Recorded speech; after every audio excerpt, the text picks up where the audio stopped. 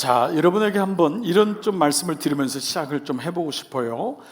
누군가가 말하기를 인생은 둘 중에 하나다. 인생이 둘 중에 하나인데 속든지 속이든지, 속이든지 속든지, 혹은 속든지 속이든지. 그러니까 둘 중에 하나라고 하니까 다른 건 없는 거예요. 자, 여러분에게 한번 여쭤볼게요. 여러분은 지난 인생을 살면서 속이는 쪽이 좀 가까웠다고 생각하십니까? 아니면은 좀 속는 쪽이 나는 가깝다. 자, 둘 중에 하나라고 했으니까 다른 거 말고 여러분 가슴을 한번 속으로 한번 생각해 보세요. 나는 속이는 쪽에 좀 있었다. 사실 솔직히. 아니면 나는 좀 속는 편이었다. 자, 사실 모든 인생이 속이는 것을 원하는 사람은 없을 거예요. 참 이 인생이 너무 힘들어서 이런 말이 있다는 것 자체가 이렇게 참 좀 마음이 좀 그렇죠? 좀 슬프지만은 우리 모두가 속이는 자가 되고 싶은 사람은 없을 겁니다. 그러다 보니까 또 속는 자가 되는 게 인생일진데, 자, 그런 가운데 성경에는 속이는 자라는 이름을 가진 사람이 등장합니다. 바로 야곱이라는 사람입니다. 여러분이 구속사적으로 성경을 볼 때에 아브라함은 믿음의 조상이었거든요. 그러니까 사실 야곱부터 그의 12아들을 통하여 나라가 이루어져요. 그래서 야곱을 구속사적으로 보면은 국부라고 합니다. 이스라엘의 국부. 그 이스라엘의 아버지가 된 사람의 원래 이름, 그 사람이 나중에 이스라엘이 돼서 나라 이름이 되잖아요. 근데 원래 이름이 제이콥, 야곱이란 뜻인데 그 야곱이 속이는 자라는 뜻이죠. 자, 여러분 아시는 대로 이 평생 속이는 자의 야곱은 굉장히 나름대로 민첩하고 똑똑하고 뭔가 사리적으로 분별해가지고 내가 저거 얻어야 되겠다면은 그런 얻는 사람이었잖아요. 최소한 속는 사람은 아니었죠. 그래서 그가 자기의 형과 에서와 아버지를 속여서 장자권을 받고 들킨 다음에 외삼촌인 라반의 집으로 도망가죠. 그래서 거기서 또 이제 또 라반에게 속는 일이 일어나지만 또 그런 가운데 이제 나중에 고향으로 돌아가고 싶은 마음이 들지 않습니까? 그래서 모든 재산들을 끌고 모든 가족들, 그 자녀들을 데리고 이 야복강을 건너게 되는데 거기서 여러분 기도했던 장면 여러분 기억하시죠? 그래서 거기서 천사와 조우하는 그 말씀이 창세기 32장 말씀이에요. 같이 한번 읽을게요. 시작. 그 사람이 그에게 이르되 내 이름이 무엇이냐? 그가 이르되 야곱이니이다. 그가 이르되 내 이름을 다시는 야곱이라 부를 것이 아니요 이스라엘이라 부를 것이니 이는 내가 하나님과 및 사람들과 겨루 이겼음이니라. 자, 우리는 이 말씀을 가지고 하나님하고 사람하고 이겼네, 승리했네 해서 많은 사람들이 이것을 야복강 기도회 같은 또 이런 걸로 만들어서 야곱처럼 전심으로 기도해서 성취하고 이뤄야 돼, 이겼다고 그랬잖아 라고 하지만 사실은 이 의미는 그런 의미가 아닙니다. 훗날 야곱은 여러분 이 세겜 땅에 이제 정착을 하는 과정에서 세겜 땅하고 부닥칠 때 야곱은 이미 그때 나이가 좀 들었던 것 같아요. 그의 12아들들이 세겜 민족 추장들을 다 속이지요. 그 딸 디나가 세겜의 추장 아들하고 사귀는 과정에서 그 사람들에게 복수하고 싶은 마음이 드는 거예요. 왜냐하면 딸이 강간당하는, 여동생이 강간당하자 아버지가 우유부단할 때 이 12명의 아들들이 다 들어가서 죽입니다. 할례받게 하고 그 다음에 그 꼼짝 못하는 남자들을 다 죽이는 살인극이 일어납니다. 그러니까 아버지의 이름인 야곱이 아들 12아들이 다 속이는 자가 돼서 살인극이 일어나고 그 딸은 강간당하는 일이 일어나죠. 자, 이 일을 경험하면서 비로소 그때 야곱은 자기가 하나님도 속일 수 있고 아버지도 속일 수 있고 형도 속일 수 있었던 것인 줄 알았는데 그것이 아니라 하나님과 사람들이 나를 속아주었구나 라는 것을 깨닫습니다. 그래서 그때 했던 그 유명한 고백이 뭐냐면 바로 베델로 올라가자 라고 하는 고백입니다. 이때 비로소 야곱은 하나님과 만나게 되죠. 야복강에서의 그 만남은 그냥 자기가 어떻게든지 재산을 지키고 싶고 형 에서에게 용서받고 싶은 그 마음이었지 하나님과 만남이 아니었어요. 그렇기 때문에 오늘 이 하나님의 속아주심, 그것이 베델로 올라가자 처음에 하나님을 만났던 그 첫사랑을 회복하자. 그래서 이 하나님의 속아주심, 조주심이 바로 십자가 사건의 예표가 되는 것입니다. 그 십자가는 하나님의 저주심이 되는 거예요. 이런 면에서 보면은 신앙도 처음에는 얻으려고 믿습니다. 그리고 예수님을 빙자해서 예수님을 이용해서든지 내가 이만큼 올라가고, 그래서 여러분 제가 이 군에 있을 때 이 사령부에 있었는데 진급대가 되면은 너무 기도 제목이 많이 올라옵니다. 그때는 군인들에게는 너무 중요한 시점이잖아요. 그러니까 그때 두두 떨어집니다. 왜냐하면 진급이 안 되면 하나님이 기도 응답을 안 했다고 생각하기 때문에 그 다음부터는 안 나옵니다. 여러분 사실 군대만 그럴까요? 우리의 삶에도 이러할 때가 많습니다.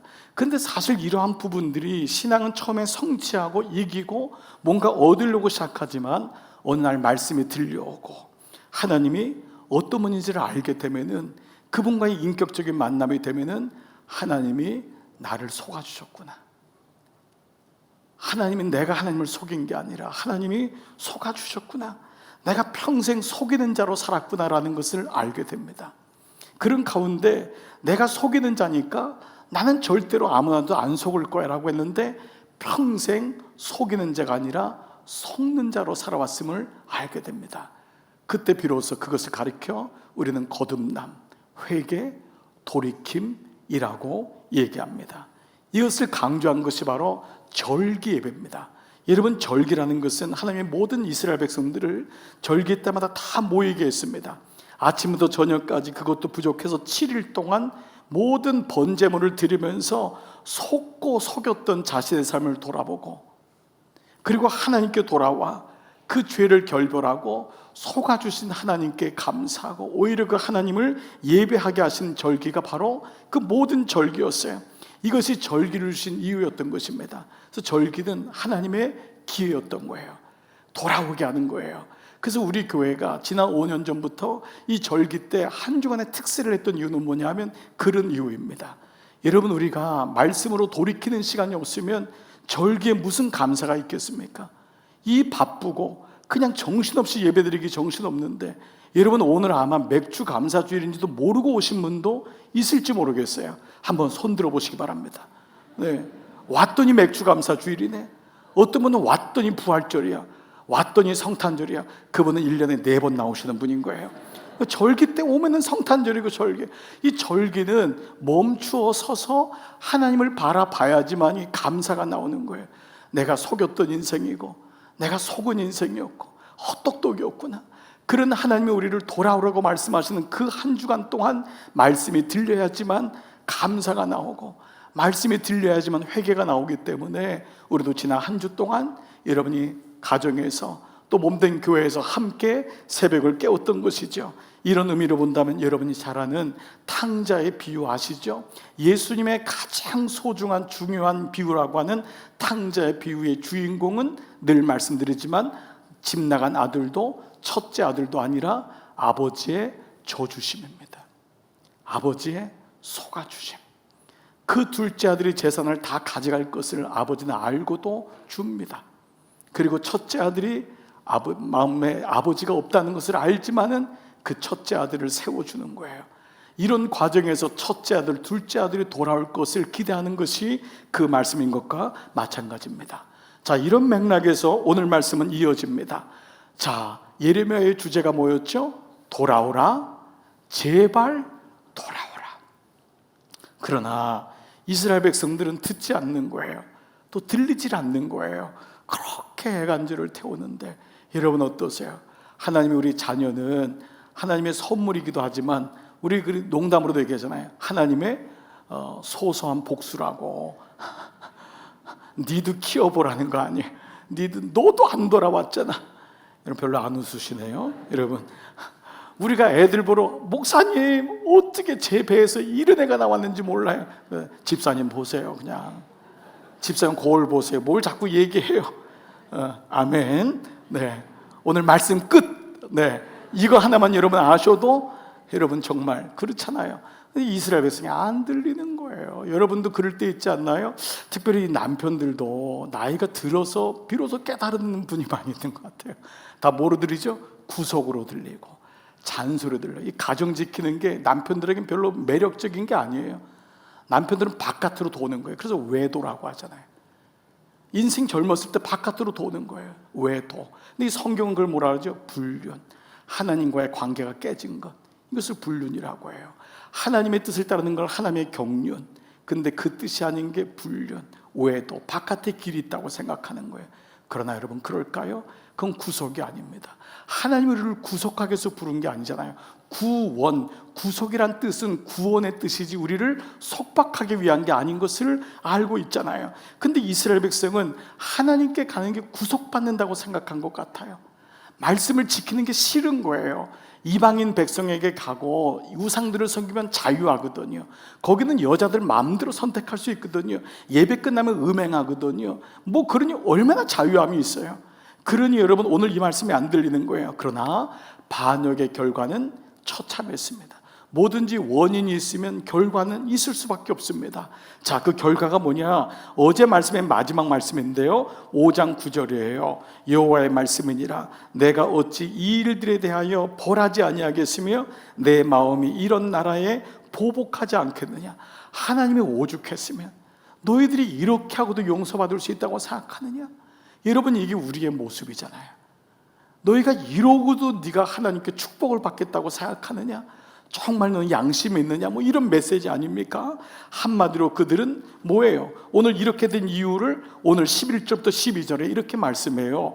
여호와의 말씀이니라 이스라엘의 집과 유다의 집, 이스라엘은 북이스라엘, 유다는 남유다. 그러니까 온 이스라엘이 반역했는데 심히 반역했다는 거예요.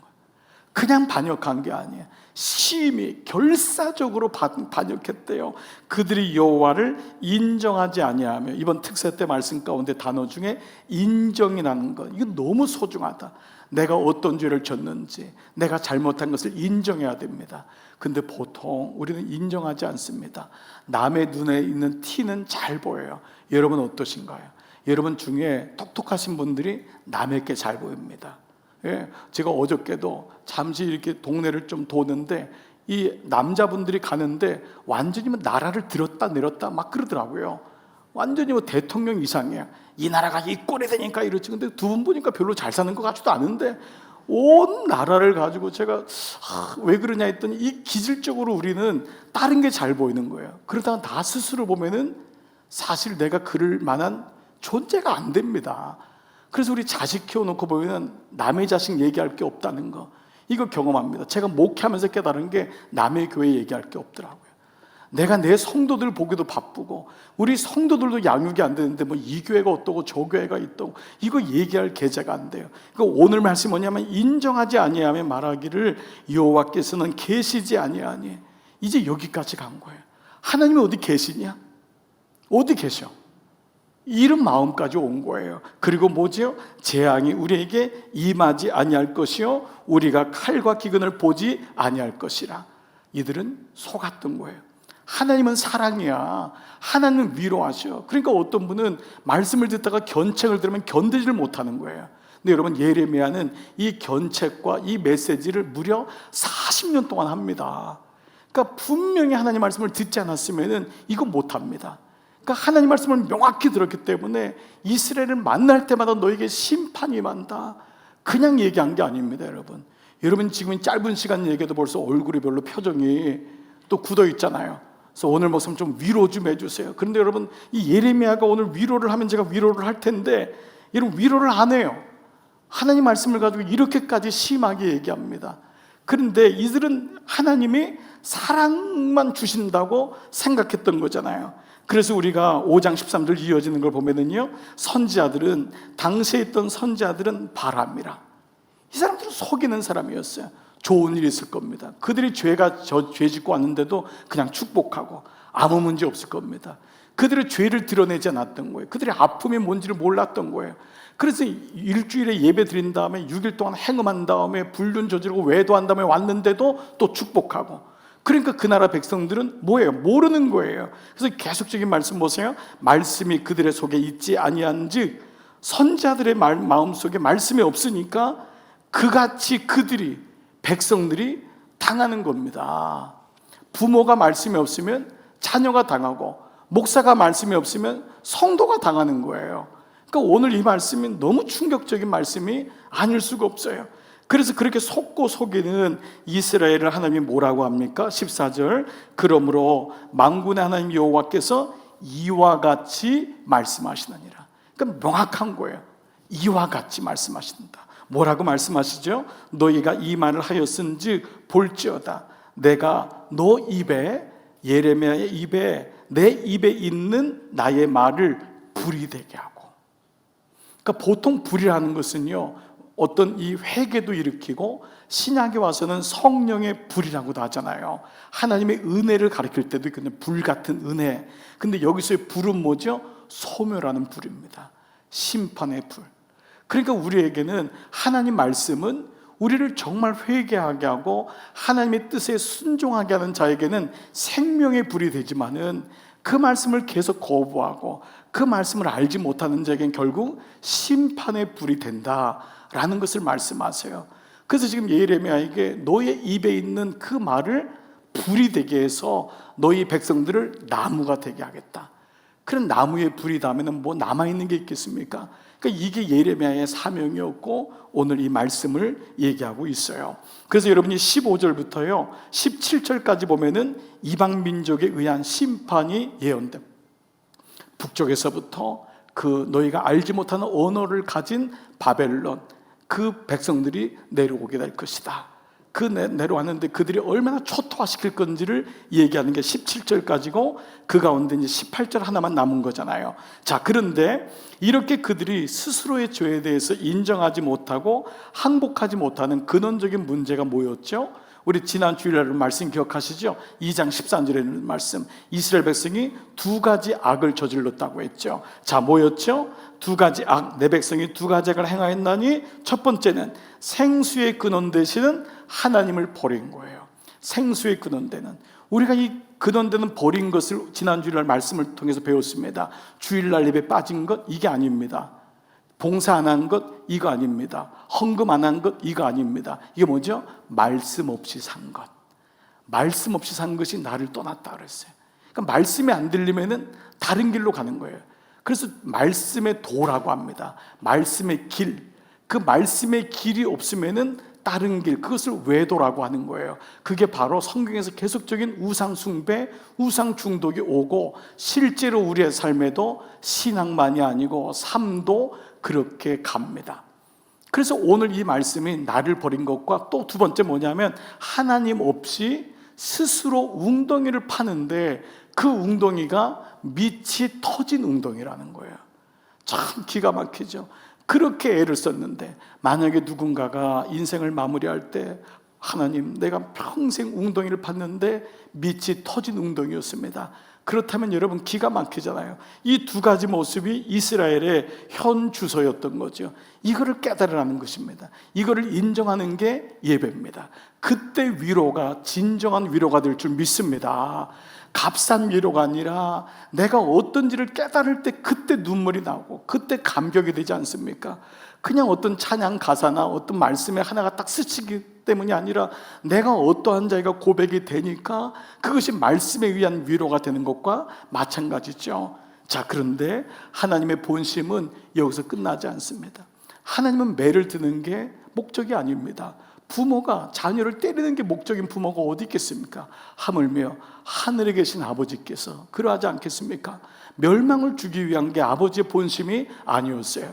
우리는 지난 특색 가운데 하나님의 본심 세 가지 여러분 기억나십니까? 첫 번째 뭐였죠? 나는 너를 버릴 수 없어. 나는 너를 떠나지 않아. 두 번째 뭐였죠? 나는 가장 좋은 것을 너를 위해 예비해 두었단다. 세 번째 뭐였었죠? 나는 너와 깊은 교제를 하기 원한다. 그냥 주일말에만 있는 것이 아니라 매번 매 시간마다 나는 너와 동행하기를 원한다. 이것이 하나님의 본심 세 가지였잖아요. 그래서 오늘 본문은 다시 여운을 주면서 끝난 게 아니다. 아무리 북방에서 와도 그 중에서도 나는 구원을 이룰 거다라는 것이 18절 말씀이에요. 다 같이 읽겠습니다. 시작. 여호와의 말씀이니라. 그때에도 내가 너희를 진멸하지는 아니하리라. 이게 아버지의 마음이었던 거예요. 돌아오기만 하면 얼마든지. 하나님이 그 바벨론 군대를 뭐 꺾지 못하시겠어요? 돌리지 못하시겠어요? 근데 이 말씀이 안 들리는 것입니다. 그래서 하나님이 어떤 분인지를 잊을 때마다 우리는 결국 속는 나도 모르고 속이는 나도 모르고 나도 속고 상대방도 속이는 인생을 살게 되는 것입니다. 그런데 어느 날 하나님 말씀이 들어오니까 야곱처럼 내가 평생 속이는 자였구나, 그리고 내가 똑똑한 줄 알았더니 평생 속는 사람이었구나 라는 것을 깨닫게 되고, 하나님이 안 계신 것이 아니라 하나님이 속아주셨구나, 하나님이 줘주셨구나 라는 것을 깨닫습니다. 자, 여러분에게 제가 하나 좀 여쭤볼게요. 여러분은 성경 66권 말씀 속에서 어떤 말씀을 혹시 가장 나의 좌우명이랄까 가장 좋아하는 말씀이 있다면 어떤 말씀일까요? 자, 한번 생각해 보세요. 여러분 나름대로 생각하는 구절이 있죠. 이제 많은 분들이 이러면 이사야에 있는 말씀, 두려워 말라, 놀라지 말라, 41장 말씀 있잖아요. 아니면 요한일서의 말씀처럼 우리가 사랑하는 자인데 영혼이 잘된 같이 내가 범사에 잘되고 강건하기를.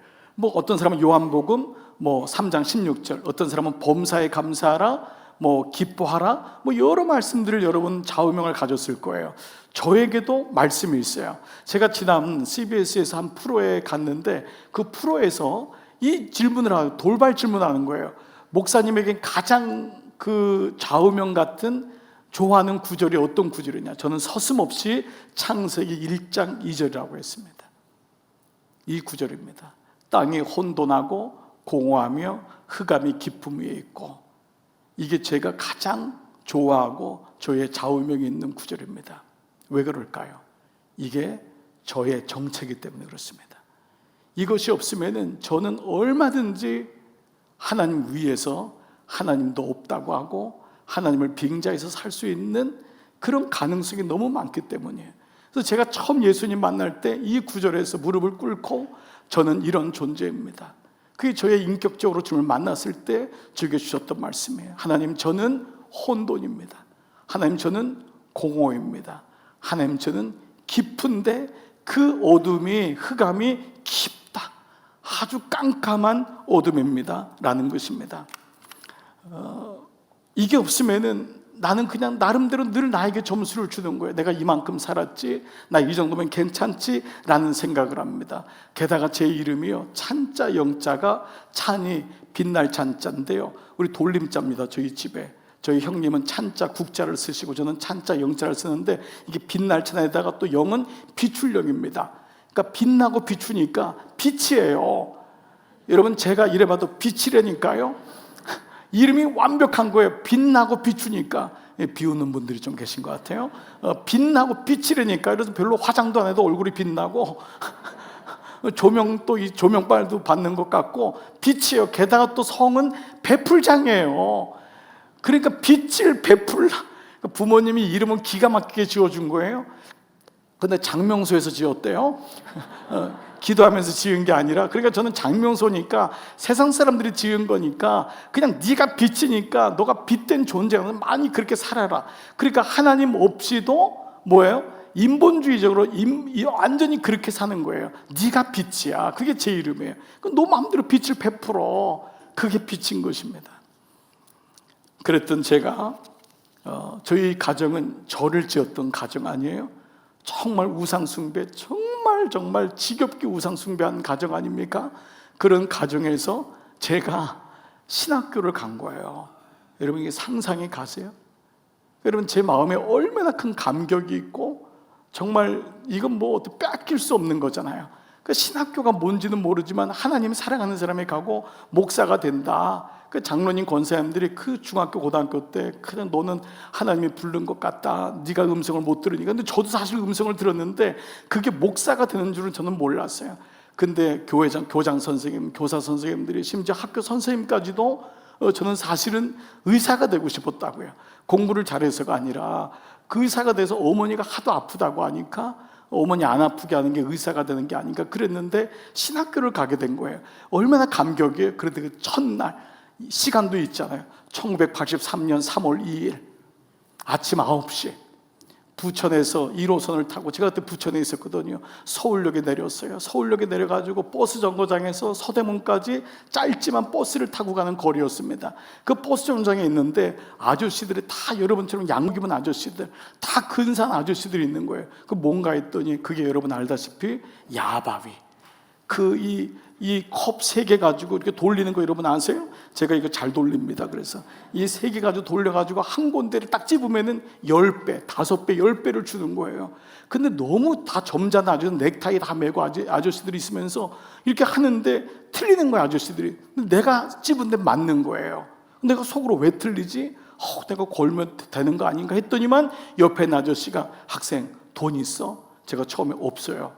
그랬더니 있었으면 10배인데 책도 살 텐데 등록금도 낼 텐데. 근데 저에게 돈이 있는 걸 이분들이 알았던 거예요. 그분들은 돈 냄새도 맡는 것 같아요.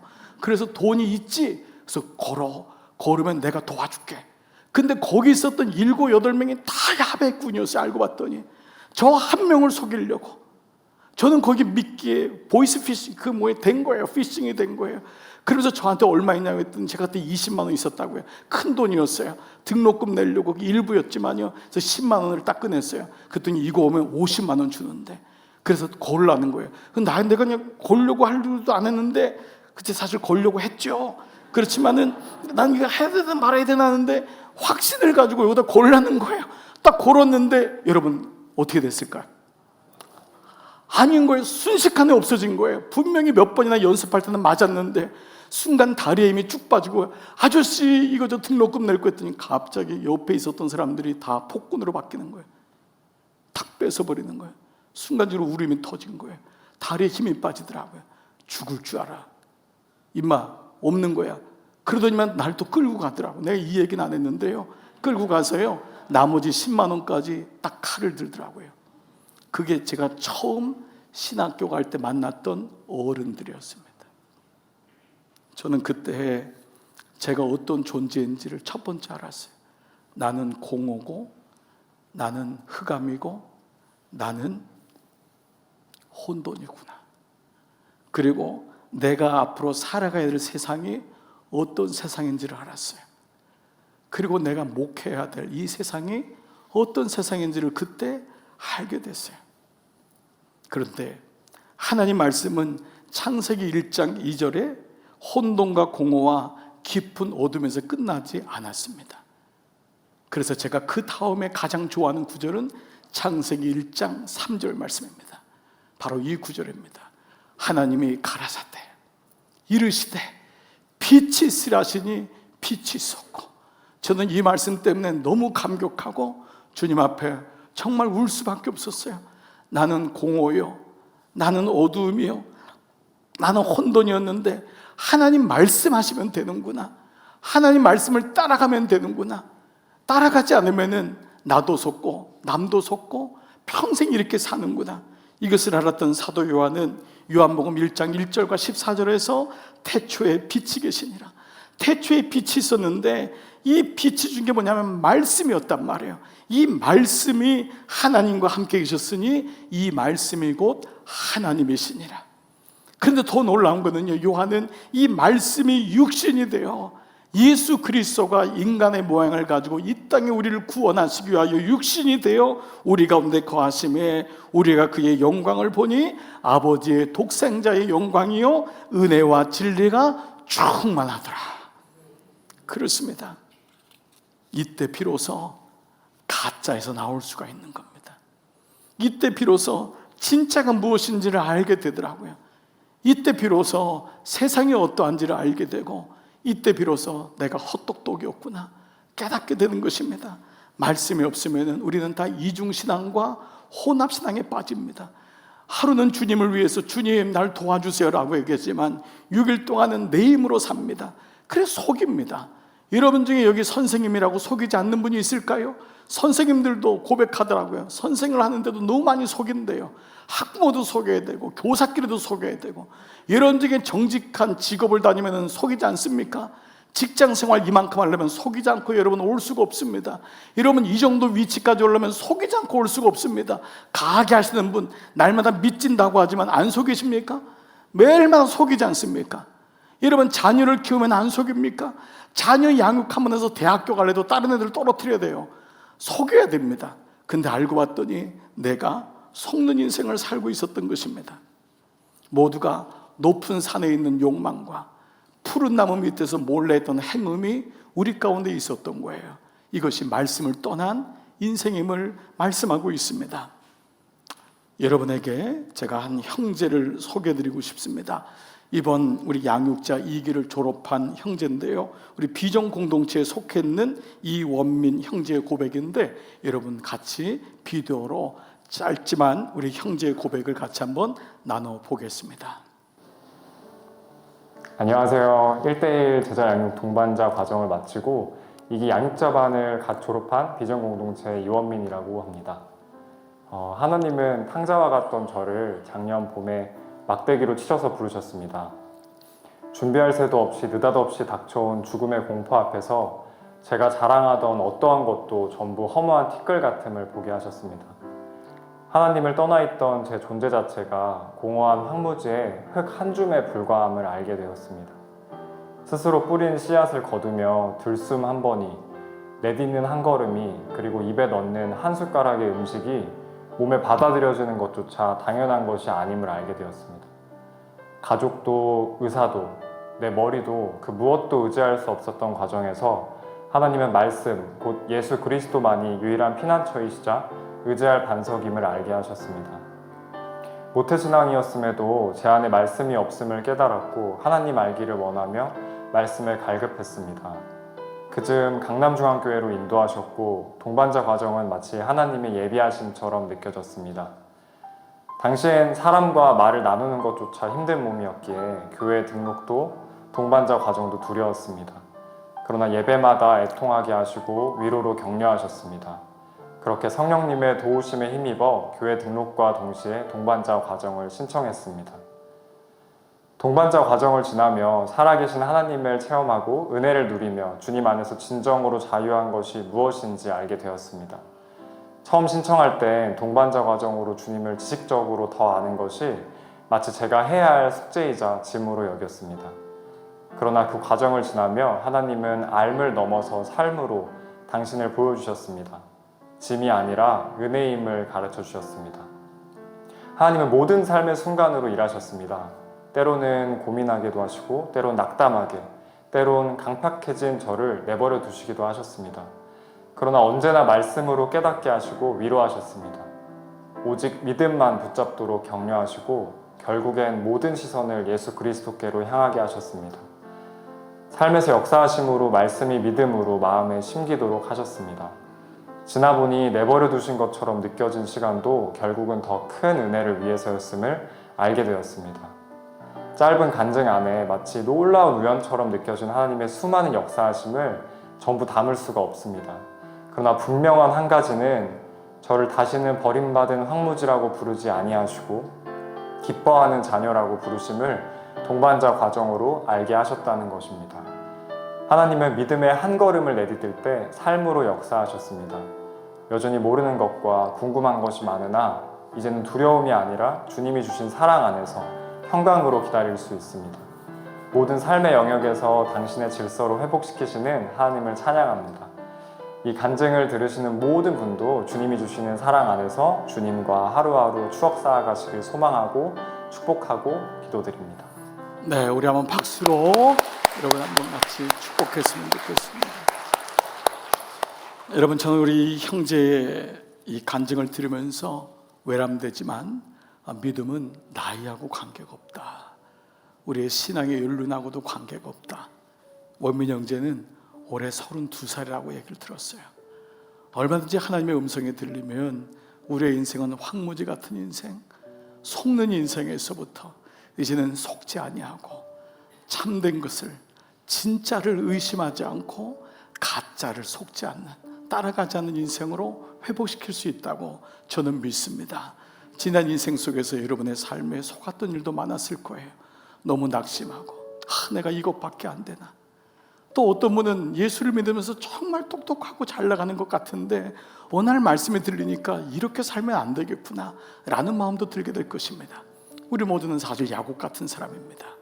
그래서 절망하고 넘어지고, 무엇보다 신앙생활하면서 우리는 간극을 줄이지 못해서 몰래 하는 행음이 우리 삶 속에 있었음을 고백하게 돼요. 높이 오르고 싶은 욕망, 푸른 나무 밑에서의 행음, 이거 공동체가, 이 공동체가 뭐냐면 몰래입니다. 몰래의 마음이 우리 안에 있어요. 어떻게 하면 이 간극을 줄일 수 있을까요? 어떻게 하면 하나님과 동행하면서 날마다 그분의 뜻이 무엇인지를 물어보고, 주님, 제가 지금 속고 있나요? 속이고 있나요? 날마다 물어보면서 살아갈 수 있을까요? 지난 한 주간 우리는 이것이 들리는 말씀이 아니라 내가 묵상하는 말씀에서부터라고 했습니다. 우리는 그동안 속았습니다. 아니, 사실 여러분의 잘못이 아닙니다. 저 같은 목사들의 잘못 때문에 수많은 사람들이 안진뱅이로 신앙생활했어요. 앉아서 말씀을 들으면 그 말씀이 내 건 줄 알았습니다. 그런데 아니었습니다. 나에게 주시는 그 말씀은 내가 멈추어서 그 말씀 앞에 서야 됩니다. 그 시간을 10분, 생명의 10분, 기적의 10분이라고까지 얘기했습니다. 서지 못하는 나, 보채매 있는 나, 늘 분주한 나, 늘 피곤한 나, 그러다 보니까 말씀이 나를 견인하지 못하는 나를 보게 되었던 것입니다. 여러분에게 마지막 한 사람을 또 한 분 소개시켜주고 싶습니다. 이 사람은 성경에 나온 사람인데 왕입니다. 역대하 34장 31절. 역대에 나온 왕에 대해서 뭐라고 하냐면, 이 왕이 누군지 몰라요? 왕이 자기 처소에 서서 침실입니다. 백성들이 있는 데가 아닙니다. 신하들이 있는 데가 아니라 홀로 있는 처소에 들어가서 여호와 앞에서 언약을 세우되 마음을 다하고 목숨을 다하여 여호와를 순종하고. 저는 이 말씀을 다시 보면서 또다시 묵상이 되었어요. 순종을 하는데 마음을 다하고 목숨을 다해야지 순종이 된다는 것입니다. 순종은 이렇게 에너지가 필요한 것입니다. 영적 전쟁인 것입니다. 그 마음이 순종되려면 마음을 다하고 목숨을 다하여 여호와를 순종하고 그의 계명과 법도와 율례를 지켜 이 책에 기록된 언약의 말씀이 내 삶 속에 이루어지기를 그 왕은 간절히 원했어요. 이 왕이 누구냐면 이번 특세 동안 나눴던 예레미야와 동시대를 살았던 바로 요시야 왕입니다.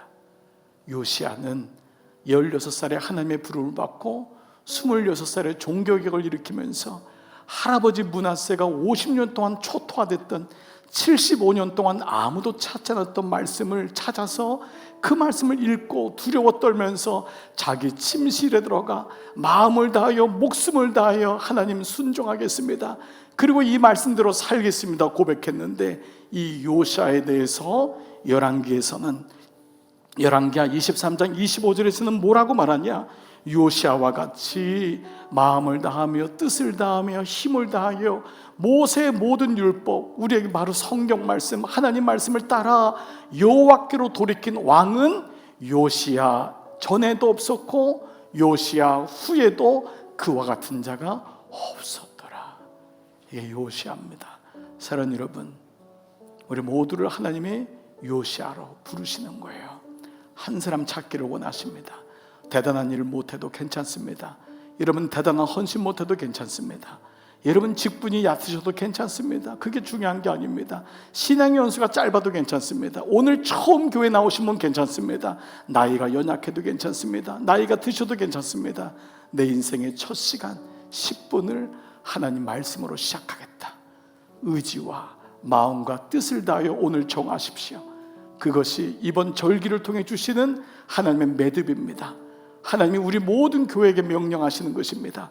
들리는 말씀, 유튜브에 나온 것을 클릭해가지고 그 목사 저 목사 설교를 듣는 것이 믿음이 아니라 하나님 말씀 앞에 멈추어 쓴 10분을 가진 자가 진실한 믿음을 가진 자다. 오늘 이 은혜가 우리 공동체 위에 여러분 가운데 맥주절을 맞이한 우리 모두 위에 함께 하시기를 주님의 이름으로 축복합니다. 아멘. 여러분 이 시간 성경 노트 다 닫으시고 이 시간 다 자리에서 한번 일어나시겠습니다. 다 돼서 일어나셔서 함께 이 시간 찬양할 때 주님만이 나의 힘이시고 주님만이 나의 방패십니다. 오늘 이 찬양 같이 고백하면서 주님 앞에 나가십시다. 주님, 내 마음이 주님 말씀을 사모합니다. 제가 야곱 같았습니다. 이제는 말씀으로 일어나겠습니다. 목마른 사슴 시내 물을 찾아 헤매이듯이 내 영혼 주를 찾기에 내 영혼 주를 찾기에 갈급하나이다. 우리 다시 한번 목마른 사슴 목마른 사슴 시내 물을 찾아 헤매이듯이 내 영혼 주를 찾기에 내 영혼 주를 찾기에 갈급하나. 우리 함께 고백하며 나갈 때 주님만이 나의 힘이십니다. 주님만이 나의 힘, 나의 방패, 나의 장소만, 나의 몸 정성 다 바치, 나의 몸 정성 다 바쳐서 주님 경배하. 금보다 귀한 나의 주님, 금보다 귀한 나의 주님, 내게 만족 주신 주, 당신만이 나의 기쁨 또한 나의 참. 우리 함께 두 손을 높이 들고 한번 주님만이 나의 주님만이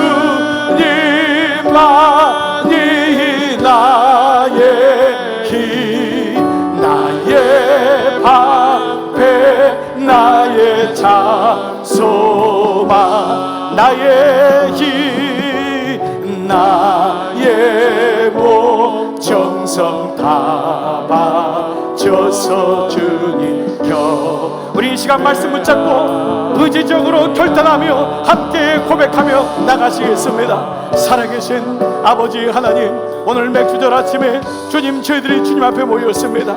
아버지, 속이는 인생이요 속는 인생이었음을 주님 앞에 고백하며, 아버지, 이 시간 간절히 원하고 기도하는 것은 아버지, 나의 길을 아시는 아버지, 나는 혼돈이요, 나는 어둠이요, 나는 공허했음을 주님 앞에 고백합니다.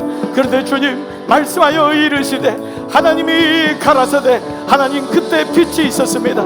빛이 공허함 속에 왔고, 빛이 혼돈 가운데 왔고, 빛이 어둠 가운데 비쳤습니다. 아버지, 내 영혼의 아버지의 말씀으로 임했습니다. 요한은 이것을 말씀이라고 했습니다. 말씀이 육신으로 우리 가운데 오셨다고 했습니다. 자비로우신 아버지, 오늘 이 말씀에 대한 아버지 앞에 의지와 결단을 가지고 주님 앞에 고백합니다.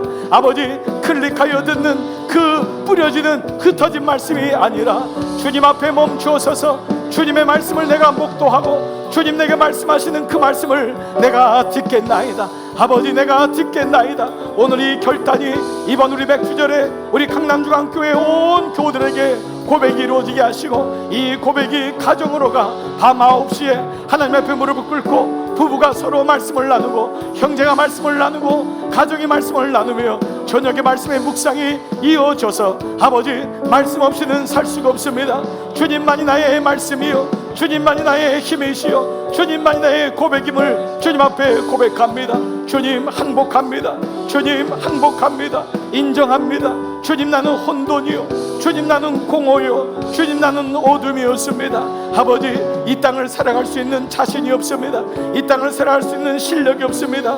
오직 요시아처럼 말씀에 붙잡힌 사람이 되어 말씀의 사람, 목숨을 다하여 마음을 다하여 여호와께 순종하며 그 율례를 따라 지키며 여호와의 말씀이 언약이 나의 삶 가운데 이루어지기를 소원하는 종들마다 오늘 이 마음의 고백이 있게 하여 주시옵소서. 주님, 오늘 예배하는 종들마다 이 마음으로 충만케 하여 주시고, 오늘 이번 한 주간도 우리의 남은 인생도 하나님의 영광을 위하여 살아갈 수 있도록 아버지 인도하여 주시옵소서. 주님 감사합니다.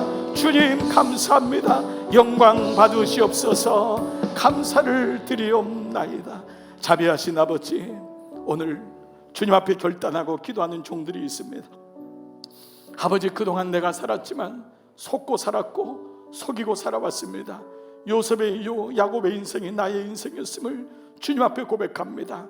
아버지, 그래서 주님 다시 베델로 올라가자.